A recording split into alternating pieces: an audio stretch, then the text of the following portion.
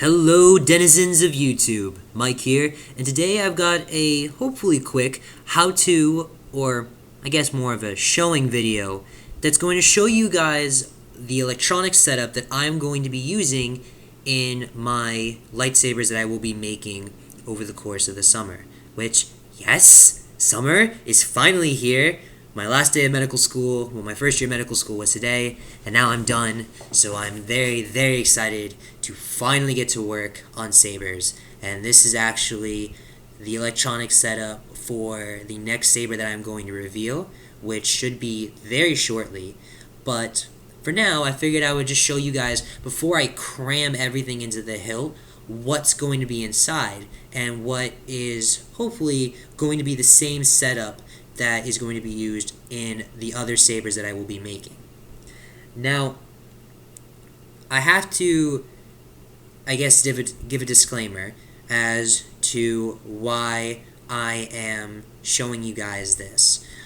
Because if you guys are familiar with the electronics and are familiar with my videos, you may be looking at the setup and going, that doesn't look like the setup that he described in his other videos. And you're absolutely right. In my previous video, the Dire Wolf and the Carolina Reaper, I had said that I used a single lithium-ion battery, a Saberforge 12-watt LED module, and a simple latching switch. And that's all I used. I used an Arctic Blue LED and an Amber LED. So I got that all in, I assembled it, I put the sabers together, everything was fine.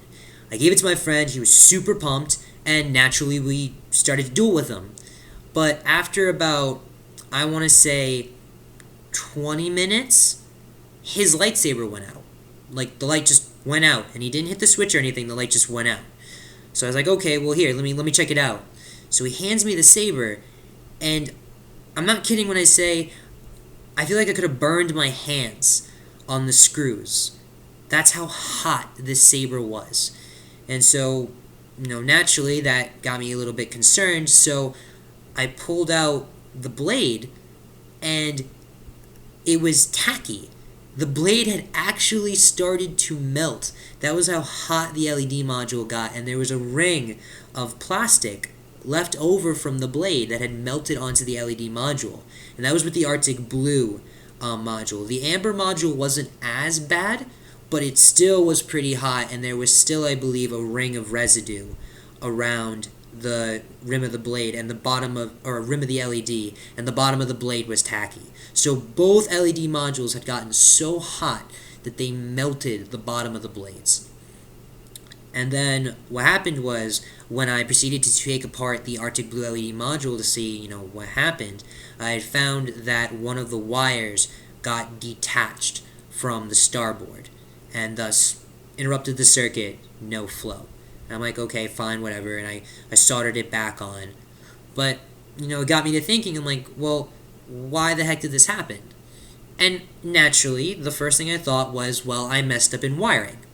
Because, I'm new to the saber community, this is only my second build, the chances of me messing up are probably pretty high. So, I did a wiring diagram showing my work, and I posted it on the Saberforge forum, and I started looking around and asking around, being like, hey guys, this is what happened, does anyone have any input, is my wiring okay, everything fine? And basically the response I got was, one, that my wiring diagram was fine, I didn't do anything incorrectly, and it's just Saberforge's LED modules, they just get hot. And I still wasn't really too convinced until I saw a video of a guy who had bought two Saberforge lightsabers, like actual hilts and everything. I think he bought the Bastion and the Sentinel, and he bought them with two 12-watt LED modules. One was, I think, in blood orange, and the other one was in white. And in his review, he said the only complaint he had was that the lightsaber hilts got really hot, to the point where it wasn't comfortable for him to hold the hilt. And he had sent it back to Saberforge, but they just sent it back to him saying that it was fine. And everyone in the comment section was just like, yeah, dude, that's just how Saberforge LED modules are. They just get really hot. Now, for full disclaimer, I am not knocking Saberforge at all. I think their products are great. Their colors are outstanding. And, clearly a lot of people like them. That was the only video I saw with someone like complaining about the LED modules, and even he was like, yeah, it stinks, but I guess it's something that I can learn to live with.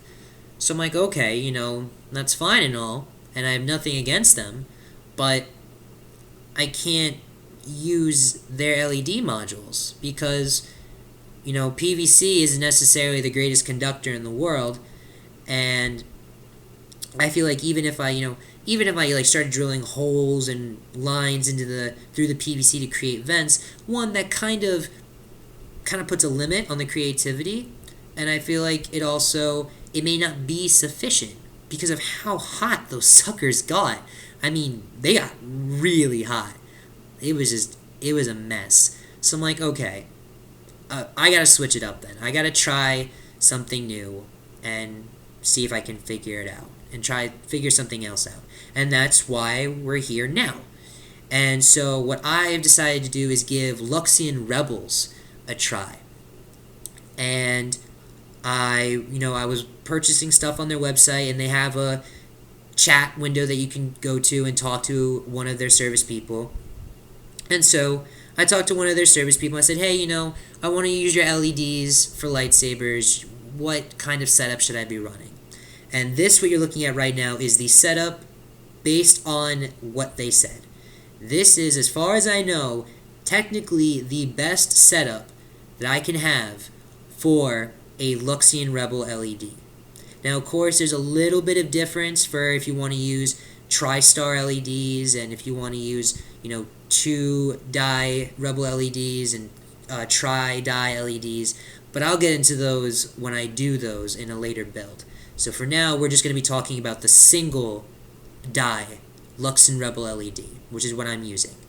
So here is the LED module, and inside is the actual starboard, an 8.7 degree lens, and a lens holder. And the starboard didn't come with wire soldered. I had to solder the wires onto the starboard itself, which if you want a tutorial on how to do that, the Custom Saber Shop has an excellent tutorial video on how to do that. And then we have two 3.7 volt 2200 milliamps lithium-ion batteries, and they are wired together in series, as you can see with this wire here. I have the negative of one battery holder, so the positive of another battery holder, and what that does is that creates the total voltage to be 7.4, which was recommended for pretty much all of these LEDs. Pretty much a 7.4 battery pack covers all of the dyes, all the colors. Even if you do triple and double dyes, as long as you do them in parallel, a 7.4 battery pack will basically cover all of it. And then in terms of current regulation, I went with a 700 milliamp buck puck. I'm going to try and position a little bit better.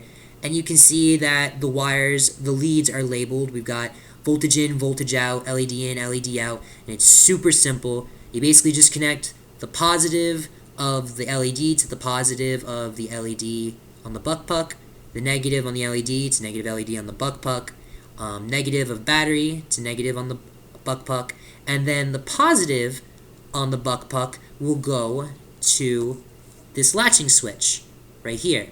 And then the positive end of the battery holder will go on the other end. And then all that's left to do is just fire it up. And there you have it. Just a simple circuit with some voltage, a current regulator, switched so that the circuit's not running continuously, and the LED. And I think in total, it ran me, let's see here, I'm just going to estimate here. These are about, $15, $2 for the battery holder, $11 on the buck puck, so now we're at $28, $10 for the switch, so about $30 or so. And then the LED module with all of the components, I think, costs around $20 or so. So you're looking at around $50, I apologize, my brain is fried, $50, $60 for the whole electronic setup. And it's super simple, guys. Super, super simple. Again, it's just positive to positive, negatives to negatives. The only thing is that, you take the negative end of one battery holder and you put it to the positive end of another battery holder to make it in series. But again, you can easily Google that. I found it was very easy to Google. And the Custom Saber Shop, again, has some fantastic tutorial videos on how to do all of this, which is really, really great. So, yeah, that's it. That is just the electronic setup I wanted to show you guys. This is what I'm going to be using in all of my future builds. And hopefully we will not have the same heat issue that we had with the Saberforge LEDs. And yeah, I'll see you guys in the next video when all of these components are going to be inside a nice shiny new hilt. So thank you very much for watching. Look forward to the next saber, and may the force be with you always.